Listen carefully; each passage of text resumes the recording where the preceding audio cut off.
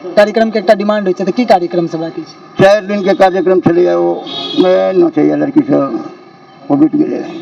आब वह वाला कार्यक्रम करबेलियै। हाँ आ अखन काल्हि से भऽ रहल छै नौटंकी पार्टी। नौटंकी एकटा मुसलमान के घर छलै, कहलखिन ओ ज्योतिष जी दूगो सिंह लड़ि रहल है। कहलखिन हमसब तऽ नहि बुझै छियै, एहिठाम भगवती के मंदिर हेतै छै। आ ओ जे आइ काल्हि के छियै अहाँ सबके एज वाला, ओकरा सबके ई नहि नीक लगै छै। 3 बजे से 7 बजे तक छलै ओ कार्यक्रम।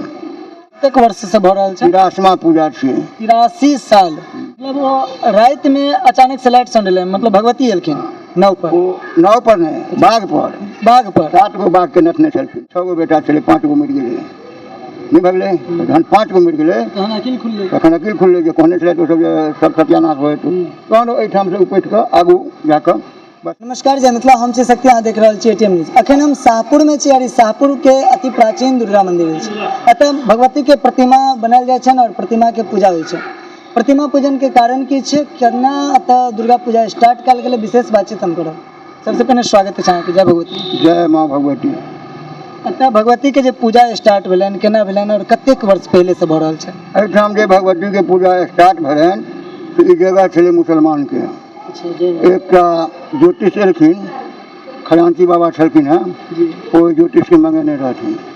ओ ज्योतिष एहिठाम एलखिन, तऽ ओहिठाम जहन एतऽ एलखिन तऽ ओ कहलखिन एहिठाम छलै इनार छैहे, ओकर बगलमे एकटा मुसलमान के घर छलै। कहलखिन ओ ज्योतिष जी दूगो सिंह लड़ि रहल है। कहलखिन हमसब तऽ नहि बुझै छियै, एहिठाम भगवती के मंदिर हेतै। भगवती एतऽ अपने अबै छथि, एकरा कहियो मियाँ के एतऽ से भागि जायत, और जे नहीं भागत तऽ सत्यानाश होयत। ओकरा 6 गो बेटा छलै, 5 गो मरि गेलै। नहीं भगलै, जहन 5 गो मरि गेलै तखन अकिल खुललै जे कहने छलै तो सब सत्यानाश होय। तहन एहिठाम से उपटि कऽ आगू जाकऽ बसलै, या जमीन देलखिन, ई जमीन लऽ लेलखिन। आब ओहिठाम ओकरा जमीन लेन बदलेन जमीन। एकरा बाद अहाँके की भेलै तऽ एहिठाम भोगा चौर छै।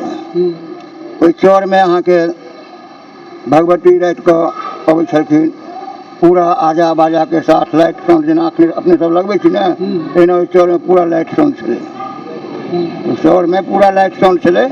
ओ लाइट साउंड देखै लए एकटा हमरा गाँव के बहुत ओ कबगर आदमी छलखिन, डर भर नहि होइ छलनि, ओ पहिल राति देखलखिन। मतलब वो राति में अचानक से लाइट साउंड एलै, मतलब भगवती एलखिन नाव पर? ओ नाव पर नहीं, बाघ पर। बाघ पर 7 गो बाघ के नथने छलखिन। बाघ पर बैसल छलखिन। तकरा बाद ओ अहाँके गाम पर गेलखिन। घर छलनि ओहिसँ हटि कऽ हमरा घर लग घर छनि। ओतऽ जहन गेलखिन तऽ 2-4 आदमी कहलखिन जे एना एना बात छै। फेर ई 2-4 आदमी गेलखिन ओतऽसँ, सब देखलखिन तऽ ई कहलखिन जे हम जाइ छी ओतऽ। बड़ कुबगर रहथिन, लेकिन हम जाइ छी ओतऽ। सब रोकलखिन जे नहीं, भगवती छथिन, देवी देवता से खेल नहीं करी। सही बात छै। तकर बाद फेर ओहि ज्योतिष लग गेलखिन, तऽ ओ ज्योतिष कहलखिन हम तऽ पहिने कहलहुँ जे भगवती डायरेक्ट एतऽ अबै छथि, तेँ अहाँसँ भगवती के स्थापना ओतऽ करू। वही ठाढ़ होइए। भगवती एतऽ केओ अन्य नहीं छथिन, भगवती अपने आप आयल छथिन। बुझलियै, इएह हुनकर लेख छनि। ओही वर्ष में श्रीमान तारा बाबू छथि, हुनकर जन्म भेलनि। खजांची के छोट लड़का छलखिन, हुनकर जन्म भेलनि आ एहिठाम भगवती के स्थापना भेलै। कतेक वर्ष से भऽ रहल छै? 83वां पूजा छियै। 83 साल। ई 83वां साल भगवती के एतऽ पूजा भऽ रहल छनि। बहुत अति प्राचीन ताहि दुआरे कहै छै। अच्छा, एतऽ भगवती के जेना अखने कहलथि हन जे भगवती के पूजा जे होइ छनि तऽ माँ लक्ष्मी, माँ सरस्वती और माँ दुर्गा, तऽ तीनू के पूजा होइ छनि और विसर्जन पूजा होइ छनि।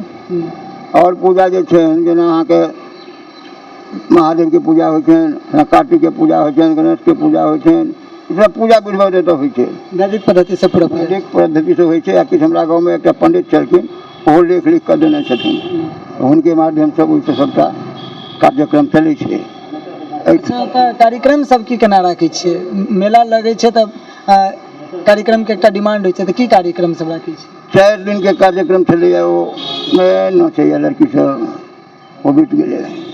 आब वह वाला कार्यक्रम करबेलियै। हाँ। आ अखन काल्हिसँ से भऽ रहल छै नौटंकी पार्टी। नौटंकी नाटक? हाँ, तऽ ई नाटक तऽ बढ़िया कार्यक्रम छै, ई हेबाक चाही। ई से हम अपन सभ्यता के बचा सकै छी। हमरा सभक लेल छै। आ ओ जे आइ काल्हि के छियै अहाँ सबके एज वाला, ओकरा सबके ई नहि नीक लगै छै। तऽ 3 बजे से 7 बजे तक छलै ओ कार्यक्रम। 7 के बाद हमारे आरती के टाइम हो जाइए वो कार्यक्रम बंद हो जाए छलै आब वो कार्यक्रम खत्म हो मतलब शुरू कलशथे 5 दिन से कार्यक्रम हुआ लागे छै कि अच्छा अहाँ सब निश्चित रूप से अगर एहि क्षेत्र से छी और खास करके पंडौल मधुबनी सकरी शाहपुर सरहद ई सबके तऽ भक्त सब एबे करै छथि अगर अहूँ सब चाहै छी तऽ एक बार निश्चित रूप से एतऽ आबि कऽ शाहपुर के ई अति प्राचीन भगवती स्थान पर और एतऽ के पूरा भगवती के दर्शन करू और अपन आशीर्वाद प्राप्त करू धन्यवाद अहाँ देखैत रहू ATM न्यूज।